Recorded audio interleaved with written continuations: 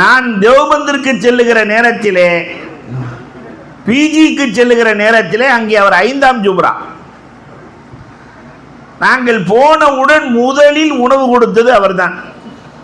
அது யார் என்ன எதுவுமே தெரியாது. தமிழ்நாட்டிலேருந்து வந்திருக்கிறீங்களா, வாங்க முதல்ல சாப்பிடுங்க, அதுக்கப்புறம் பேசுவோம். ஓதுகிற காலத்தில் கஷ்டமான சூழலில் எல்லோரையும் கௌரவப்படுத்திய பெருமை மௌல்வி இலியாஸை சாரும். அல்லாஹ் ரப்பல் ஆலமீன் அவருடைய கபரை சொர்க்கத்தின் பூங்காவனமாக ஆக்குவானாக. அல்லாஹ் அக்பர். எடுத்த முயற்சியை அல்லாஹ் ரப்பல் ஆலமீன் வீணடிக்கவில்லை. காரணம், அவர் மதரஜாவுக்கு பேரே தன்னுடைய ஆசிரியரின் பெயரை வைத்திருக்கிறார்.